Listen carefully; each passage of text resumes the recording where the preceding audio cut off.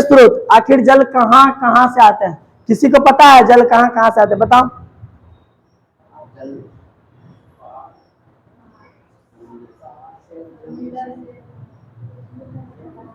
जल के स्रोत बताओ, कहाँ कहाँ पर जल है? ठीक है,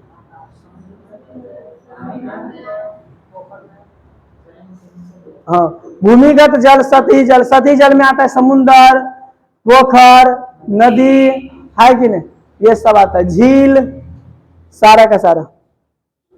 पृथ्वी पर अधिकतर स्तर पर जल उपस्थित के कारण ही पृथ्वी को नीला ग्रह कहते हैं। लिखोगे? याद है? लिख लो, पृथ्वी को कौन सा ग्रह कहते हैं? पृथ्वी को कौन सा ग्रह कहते हैं? लिख लो, अब चैप्टर में है तो पढ़ना तो पड़ेगा। पृथ्वी को कौन सा ग्रह कहते हैं?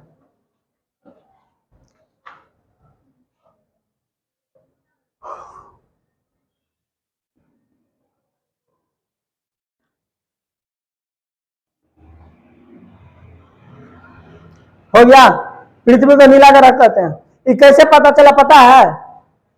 एक बार राकेश शर्मा जो है ना, जा रहा था चंद्रमा पर, समझ गया, खोज करने के लिए। उस समय सरकार था, इंदिरा गांधी की सरकार था, समझ गया। राकेश शर्मा जब जा रहा था, पहले जमाने में रॉकेट कहते थे, देखिए रॉकेट उड़े हो, अभी कहते छोरा सब, देखिए रॉकेट उड़े हो, रॉकेट, समझ गया। तो जा जो रहा था रॉकेट से राकेश शर्मा, तो इंदिरा गांधी फोन लगाए, का है? तो इंदिरा गांधी देश का प्रधानमंत्री था। तो बोला, अरे राकेश इतना बता तो एगो बात। तो बोला, का बता, पूछ। तो बोला कि पृथ्वी वहां से कैसन दिख रहा छो? तो कल के एकदम नीला नीला। तभी से पृथ्वी को कौन सा ग्रह कहने लगे? किसके कारण? क्योंकि जल बहुत ज्यादा है ना। वैसे आकाश कैसे दिखता है? काला, है ना। अंतरिक्ष कैसे दिखते हैं? काला, क्योंकि वहां वायुमंडल नहीं है। लेकिन पृथ्वी कैसा दिखता है? इसलिए पृथ्वी को बोला गया नीला ग्रह।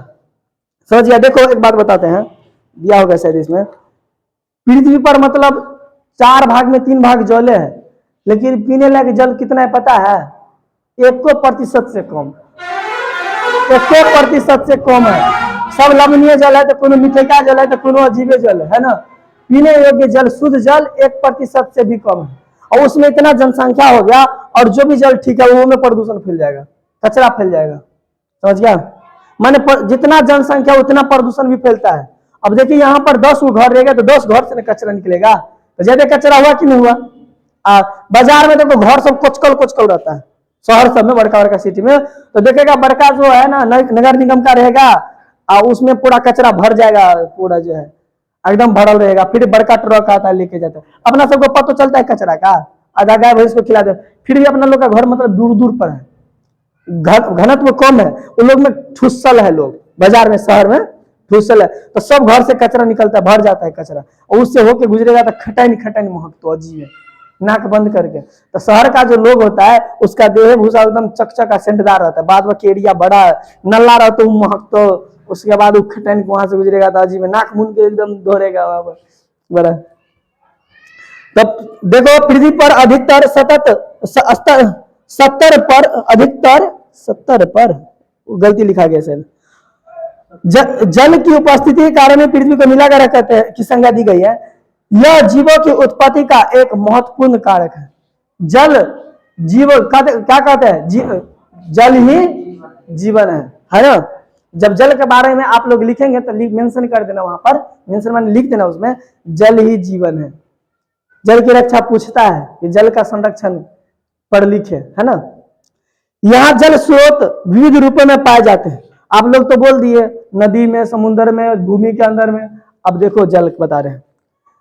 भूपृष्ठीय जल, कहां कहां जल पाया जाता है? भूपृष्ठीय जल, भूमिगत जल, वायुमंडलीय जल, महासागरीय जल। क्या भाग में बांट दिया?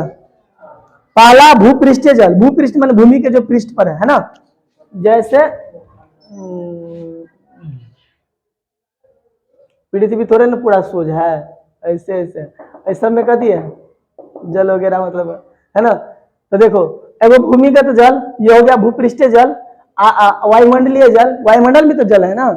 उसके बाद महासागरीय जल, तो जल को 4 भाग में फिर से बता रहे हैं।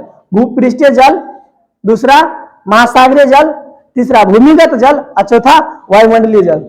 याद हुआ कि नहीं हुआ? नहीं हुआ? फिर से बताते हैं, भूपृष्ठीय जल, पहला भूपृष्ठीय जल, दूसरा भूमिगत जल जो जमीन के अंदर में है, भूमिगत जल, तीसरा महासागरीय जल और चौथा वायुमंडलीय जल। याद हुआ आपको? याद हुआ? फिर से बताओ, भूपृष्ठीय जल, भूमिगत जल है ना, महासागरीय जल और वायुमंडलीय जल। तो लिख लो, जल के स्रोत, जल के स्रोत लिखे, जल के स्रोत के नाम लिखे, जल के स्रोत के नाम लिखे, जल के स्रोत के नाम लिखे।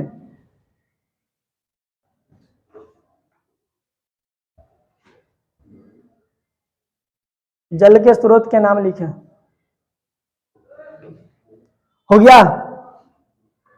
पहला भूपृष्ठीय जल, भूपृष्ठीय ऐसे लिखना, भूपृष्ठीय, ऐसे जिसको दिक्कत होता है देख लो, भूपृष्ठीय जल। दूसरा भूमिगत जल, तीसरा महासागरीय जल, महासागरीय जल, चौथा वायुमंडलीय जल, वायुमंडलीय जल। इतना प्रकार के जल है।